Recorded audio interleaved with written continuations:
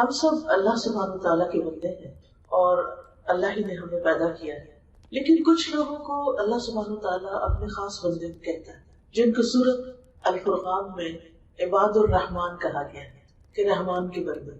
اگر ہم چاہتے ہیں کہ اللہ سبحانہ تعالیٰ ہمیں اپنے خاص بندوں میں شامل کر لے تو ہمیں اپنے اندر کچھ کوالٹیز پیدا کرنی ہوں۔ وہ کوالٹیز کیا ہیں؟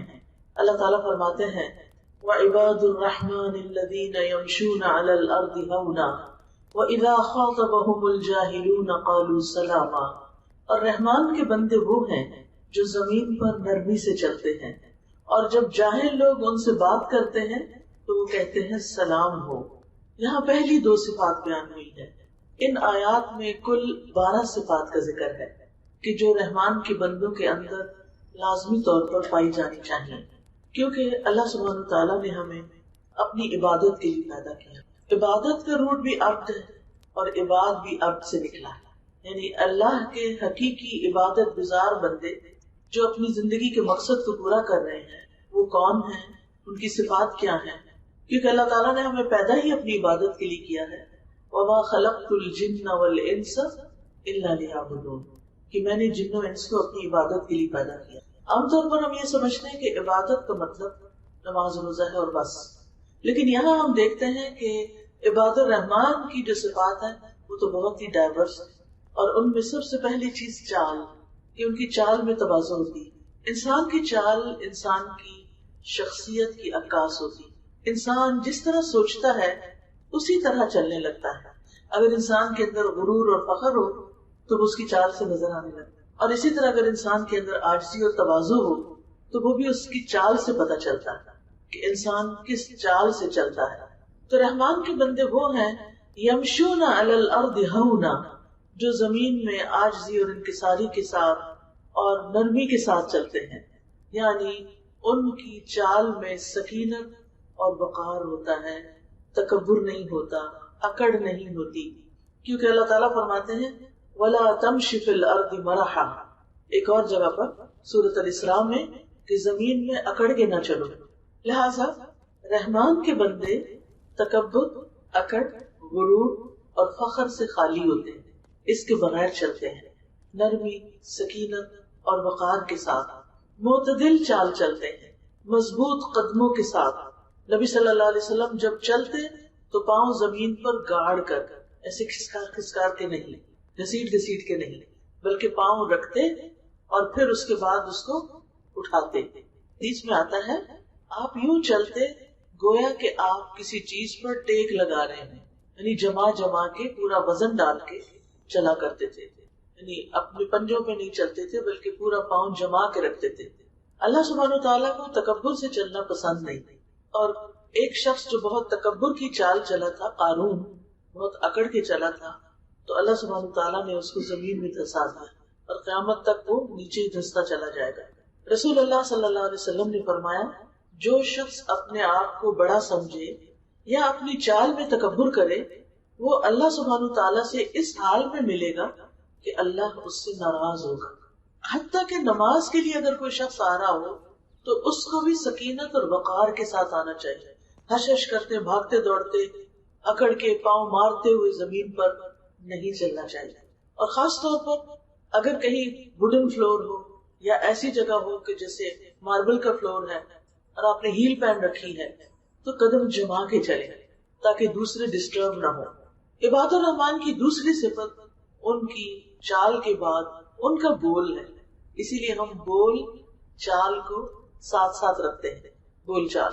ان کا بولنا بھی بڑا اچھا ہوتا ہے، اور خاص طور پر اگر ان کا واسطہ کسی جاہل اکڑ شخص کے ساتھ، بدتمیز شخص کے ساتھ پیش آ جائے تو وہ اس کے ساتھ بحث میں نہیں الجھتے، بلکہ وَإِذَا خَاطَبَهُمُ الْجَاهِلُونَ قَالُوا سَلَامًا، سلامتی کے ساتھ الگ ہو جاتے ہیں، یعنی حلم والے ہوتے ہیں۔ اگر جاہل لوگ کوئی بری بات کہہ دیں، حماقت کا مظاہرہ کریں، تو وہ ان کا مقابلہ اسی طرح کی بات کر کے نہیں کرتے، بلکہ وہ درگزر کرتے ہیں، معاف کر دیتے ہیں، اور خیر کے علاوہ کوئی بات ان کے منہ سے نہیں نکلتی، یعنی دوسروں کو سنب نہیں کرتے، دوسروں کو جھڑک کے ڈانٹ کے بات نہیں کرتے، بدتمیزی سے بات نہیں کرتے، بلکہ آرام سے بات کرتے ہیں، درگزر کر جاتے ہیں، اگنور کر جاتے ہیں، معاف کر دیتے ہیں۔ اللہ سبحانہ وتعالیٰ نے جب موسیٰ علیہ السلام کو فرعون کے پاس بھیجا تو کیا حکم دیا کہ موسیٰ اور ہارون دونوں ہی اس کو جا کے سمجھائیں، فَقُولَا لَهُ قَوْلًا لَيِّنًا لَعَلَّهُ يَتَذَكَّرُ أَوْ يَخْشَىٰ، کہ فرعون سے نرمی سے بات کرنا، شاید کہ وہ نصیحت قبول کر لے یا اللہ سے ڈر جائے۔ یعنی اگر فرعون سے اچھے سے بات کرو گے تو ہو سکتا بات مان جائے۔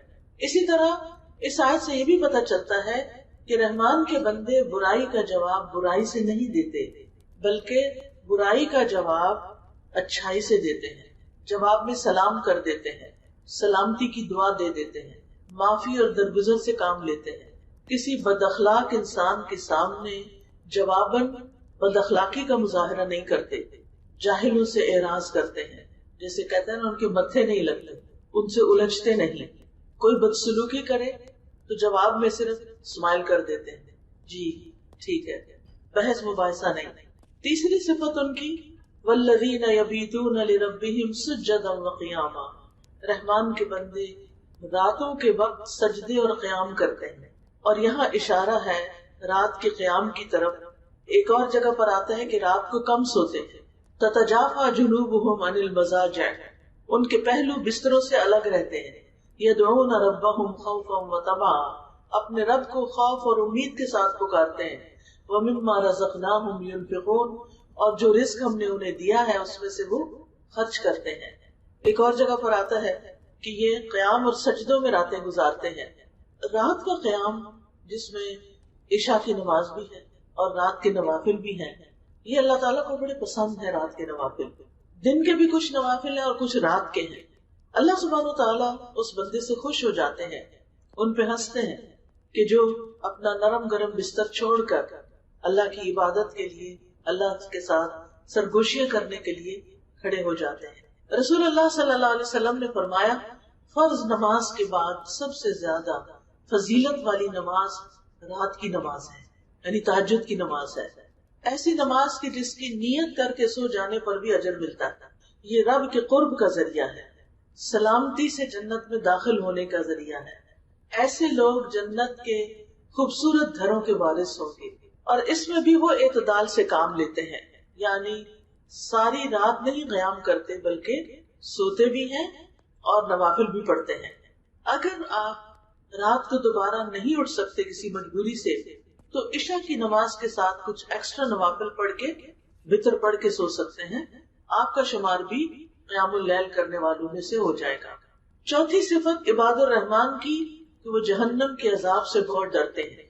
انہیں اگر خوف ہے، انہیں کوئی پریشانی ہے تو اس بات کی کہ کہیں میں جہنم میں نہ پھینک دیا جاؤں، میری زبان سے کوئی ایسی بات نہ نکلے، میرے عمل میں کوئی ایسی چیز نہ ہو، میری عادات میں کوئی ایسی چیز نہ ہو جو اللہ تعالیٰ کو ناپسند ہو اور میں نے اس پر توبہ بھی نہ کی ہو اور پکڑ ہو جائے۔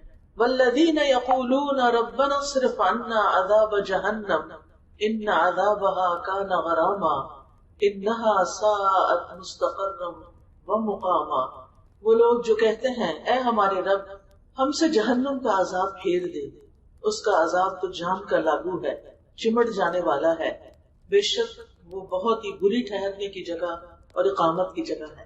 یعنی وہاں تو نہ کوئی جینے والا جیے گا نہ مرنے والا مرے گا، سخت ترین سزا ہے جس کا کوئی تصور ہی نہیں کرتا۔ دنیا میں اگر گرم چائے یا گرم پانی ابلتا ہماری انگلی کو بھی چھو جائے، گرم پانی تو دور کی بات، اگر بھاپ بھی کھانا پکاتے ہوئے کبھی ایسا ہوتا ہے کہ اچانک انسان ابلتی ہانڈی کا ڈھکن اٹھا لیتا ہے اور بھاپ جسم کو لگ جاتی ہے تو اس کی جلن بھی برداشت نہیں ہوتی، کوئی کٹ لگ جائے ہاتھ کو تو اس کی تکلیف بھی برداشت نہیں ہوتی، کہاں یہ کہ جہنم کا عذاب بہت سخت تکلیف دہ چیز، اور پھر یہ کہ وہ تو چمٹ جانے والا ہے، انسان کو پکڑ لے گا، انسان کہیں بھاگ بھی نہیں سکے گا۔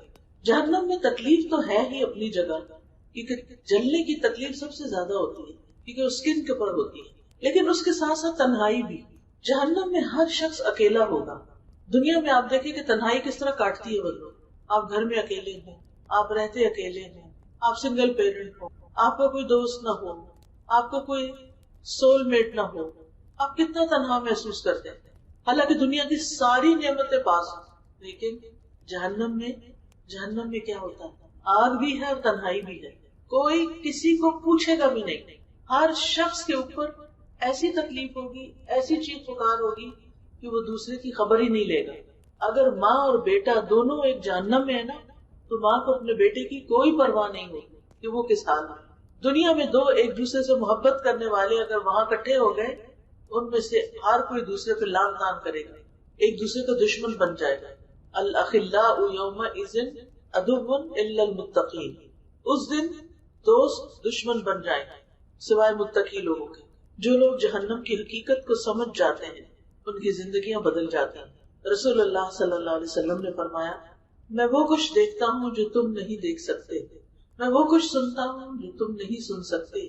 آسمان چرچرانے لگے، اور ان کا حق بھی ہے کہ وہ چرچرائیں.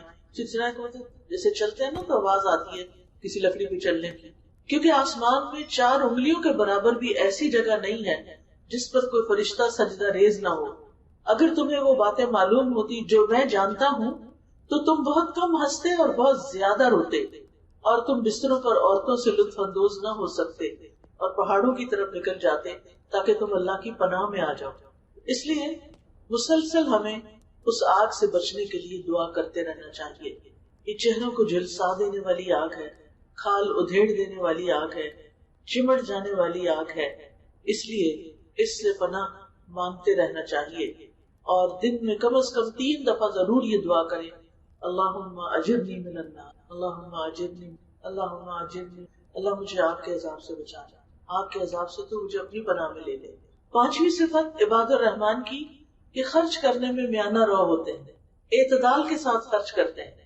والذین اذا انفقوا لم یسرفوا ولم یقتروا وکان بین ذلک قواما. کہ وہ لوگ جب خرچ کرتے ہیں تو نہ فضول خرچی کرتے ہیں اور نہ ہی خرچ میں تنگی کرتے ہیں.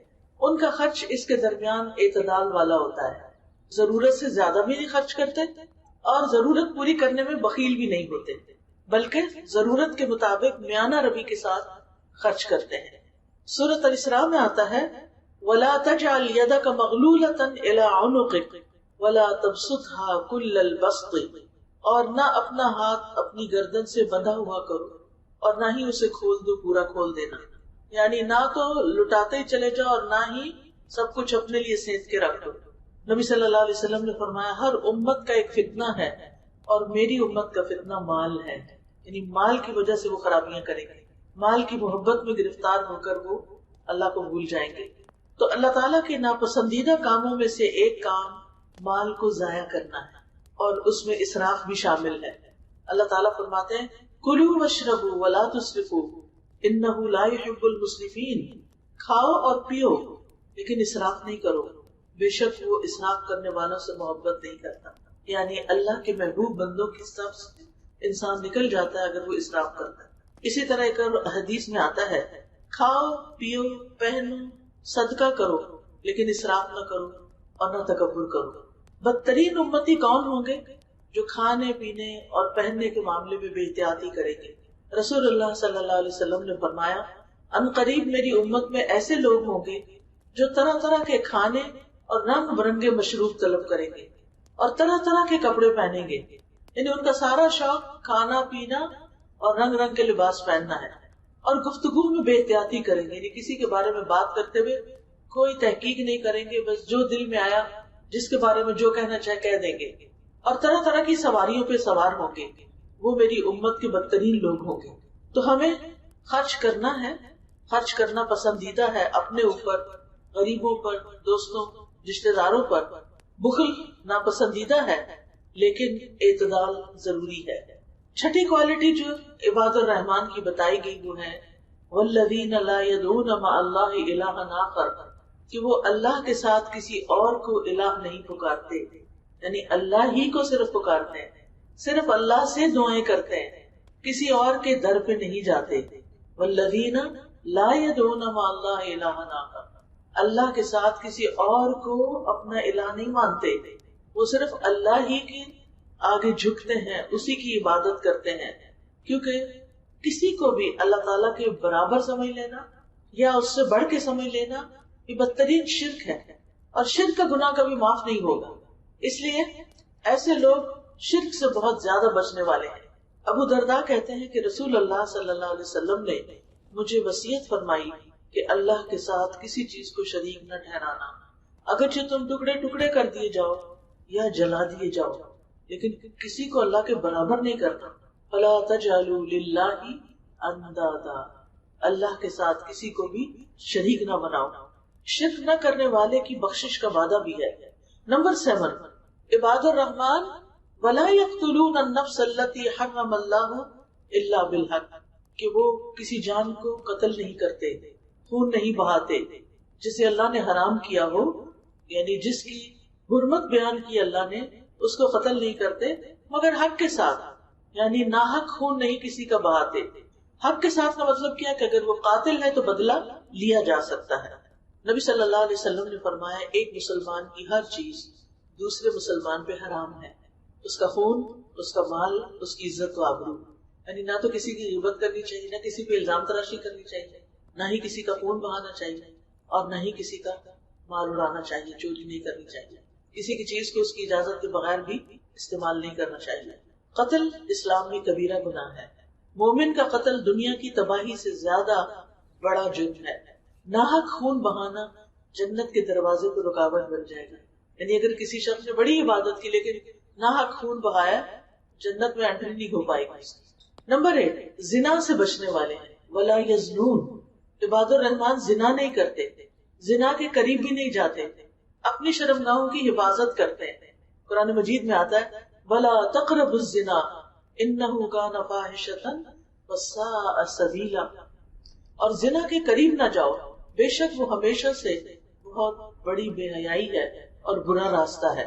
نبی صلی اللہ علیہ وسلم نے فرمایا جب آدمی زنا کرتا ہے تو ایمان اس کے اندر سے نکل جاتا ہے، یعنی ایمان کے ہوتے ہوئے کوئی شخص زنا نہیں کر سکتا، اور اس پر ایک سائے کی طرح کوئی چیز مسلط رہتی ہے.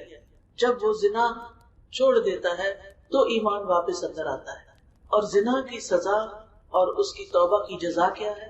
فرمایا وَمَن يَفْعَلْ ذَلِكَ يَلْقَ أَثَامًا، اور جو یہ کام کرے گا، یعنی زنا کرے گا یا شرک کرے گا یا قتل کرے گا، اس کو سخت گناہ ملے گا.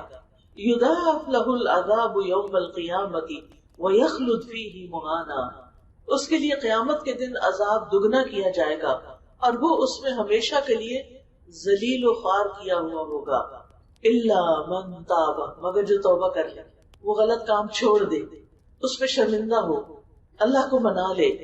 مگر جس نے توبہ کی اور ایمان لے آیا اور نیک عمل کیا تو یہ لوگ ہیں جن کی برائیاں اللہ نیکیوں میں بدل دے گا، اور اللہ ہمیشہ بے حد بخشنے والا، نہایت رحم کرنے والا اور مہربان ہے. اور جو توبہ کرے اور نیک عمل کرے تو یقیناً وہ اللہ کی طرف سچا رجوع کرتا ہے. اس سے پتہ چلتا ہے کہ بڑے سے بڑا گناہ توبہ سے معاف ہو جاتا ہے، اور توبہ کی شرائط میں یہ ہے کہ انسان دوبارہ اس چیز کے قریب نہ پٹکے. نبی صلی اللہ علیہ وسلم نے فرمایا جب کسی بستی میں زنا اور سود ظاہر ہو جائے تو یقیناً انہوں نے اپنے نفس پر اللہ کے عذاب کو حلال کر لیا، یعنی پھر ان کے اوپر عذاب آیا کہ آیا. زنا کرنے والوں کے اندر نئی نئی بیماریاں پھیل جاتی ہیں جو ان سے پہلے لوگوں میں نہیں تھی. ایسے لوگوں کی دعا بھی قبول نہیں ہوتی اور آخرت میں بدترین سزا ہے.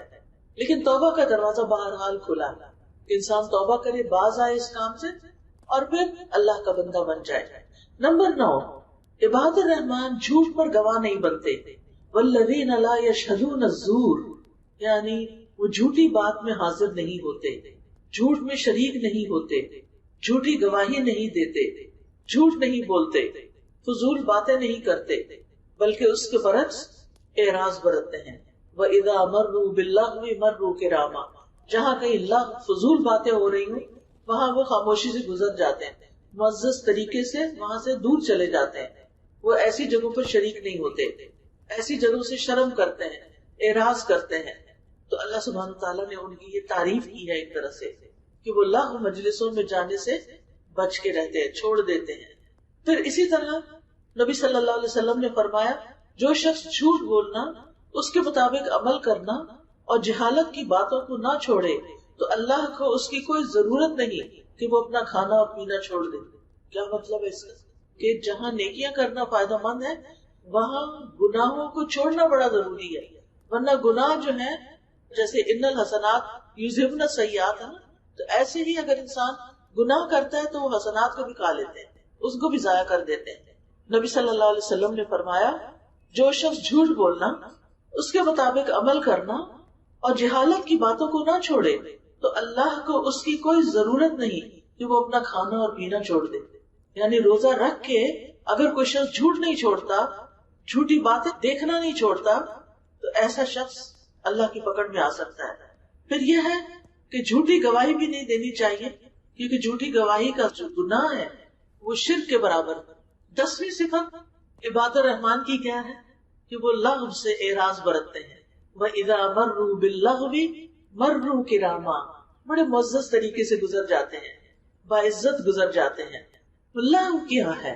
لغو ایسا کلام ہے جس میں کوئی خیر نہیں، نہ کوئی دین کا فائدہ نہ دنیا کا فائدہ، یوں ہی بیکار کی گپ شپ، ادھر کی بات ادھر کی بات، جس کا نہ سر نہ پیر۔ وہ ایسی باتوں میں کوئی دلچسپی نہیں لیتے، ان کا دل نہیں لگتا وہاں۔ ان کا نقطہ نظر کیا ہوتا ہے؟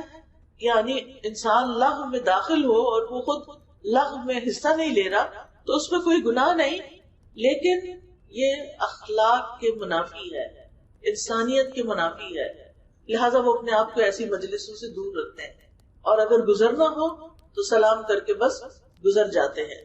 اور پھر آپ دیکھیں کہ نبی صلی اللہ علیہ وسلم اللہ کا ذکر زیادہ کرتے تھے، لایانی گفتگو نہیں کرتے تھے، نماز لمبی پڑھتے، خطبہ چھوٹا دیتے تھے۔ اور انسان کے اسلام کی خوبی اور حسن کیا ہے؟ ترکہ ما لا یعنی، اس چیز کو چھوڑ دینا جو اس کو میٹر نہیں کرتی۔ پھر اسی طرح ایک نماز کے بعد دوسری نماز کے دوران اگر کوئی شخص لغو بات نہیں کرتا تو اسے علیین میں لکھ دیا جاتا ہے کہ یہ شخص مرنے کے بعد اس گریڈ پہ پہنچے گا، کیونکہ انسان کے لیے اپنی گفتگو اور اپنے ایکشنز میں اگر انسان ان کو واچ نہیں کرتا، بے لگام کھلی چھٹی دے دیتا ہے تو اس میں بڑی ہلاکت ہے۔ حدیث میں آتا ہے ہلاک المتنطعون، جو لوگ تکلف اور غلو کرنے والے ہیں اور اپنے افعال اور اقوال میں حدود پھلانگ جاتے ہیں، ایسے لوگ جو ہیں وہ کبھی بھی پھر دین کی اس بات پر عمل نہیں کر پاتے۔ نمبر 11 نصیحت قبول کرنے والے ہیں۔ والذین اذا ذکروا بآیات ربہم لم یخروا علیہا صما وعمیانا، کہ وہ ایسے لوگ ہیں کہ جب ان پر ان کے رب کی آیات پڑھی جاتی ہیں، ان کی نصیحت ان کے ساتھ کی جاتی ہے تو وہ اندھے بہرے ہو کر نہیں گر پڑتے، یعنی سوچتے ہیں ان پر، سمجھتے ہیں اور پھر دل سے اس کو قبول کرتے ہیں۔ مومن جو ہوتا ہے وہ نصیحت قبول کرتا ہے، اس سے بیزار نہیں ہوتا۔ جہاں تک ان لوگوں کا تعلق ہے جو بات کو سنی انسنی کر دیتے ہیں، تو آپ نے ایک مرتبہ فرمایا ممبر پر، تم رحم کرو، تم پہ رحم کیا جائے گا، تم معاف کر دو، اللہ تمہیں معاف کر دے گا۔ ہلاکت ہے ان لوگوں کے لیے جو صرف باتیں سنتے ہی ہیں، ہلاکت ہے ان لوگوں کے لیے جو اپنے گناہوں پر جان بوجھ کر اصرار کرتے ہیں اور ڈٹے رہتے ہیں، یعنی اپنا کوئی علاج نہیں کرتے اور غلط طریقے سے پھر وہ اللہ کو ناراض کرتے ہیں۔ 12ویں اور آخری صفت کہ وہ اللہ کے بندے جو خاص بندے ہوتے ہیں وہ اپنی ازواج اور اولاد کے لیے دعائیں کرنے والے ہوتے ہیں، ازواج اور اولاد کے لیے۔ اور اس میں آپ دیکھیے کہ کیوں دعائیں کرتے ہیں، تاکہ وہ بھی دنیا میں بھی اور آخرت میں بھی ان کے ساتھ ہوں، یعنی اللہ کی بارگاہ میں گڑ گڑاتے رہتے ہیں، عاجزی اختیار کرتے ہیں۔ اور پھر اولاد کی اصلاح کے لیے دعا بھی کرنی چاہیے۔ اور اب ایسے لوگوں کی جزا بھی بتا دی گئی ہے، اولئک یجزون الغرفۃ بما صبروا ویلقون فیہا تحیۃ وسلاما خالدین فیہا حسنت مستقرا ومقاما۔ ان لوگوں کو جزا میں بالا خانہ دیا جائے گا، یہ جنت کی بلند منزلیں، اونچے گھر ان کے ہوں گے، اس لیے کہ انہوں نے صبر کیا، اور اس میں ان کا استقبال زندگی کی دعا اور سلام کی دعا کے ساتھ کیا جائے گا۔ ہمیشہ اس میں رہنے والے ہیں، وہ ٹھہرنے اور رہنے کی بہت ہی خوبصورت جگہ ہے، یعنی جن کو وہاں جانے کا شوق ہو پھر انہیں اپنے اندر مثبت صفات پیدا کرنی چاہیے۔ جنت کی خوشحالی کیا ہے؟ ایک آواز دینے والا آواز دے گا، اے جنت والو، تمہارے لیے یہ طے ہو گیا ہے کہ تم صحت مند رہو گے اور کبھی تکلیف نہ ہوگی، تم زندہ رہو گے، کبھی نہ مرو گے، تم جوان رہو گے، کبھی بوڑھے نہ ہوگے، تم آرام میں رہو گے، تمہیں کوئی تکلیف نہیں آئے گی.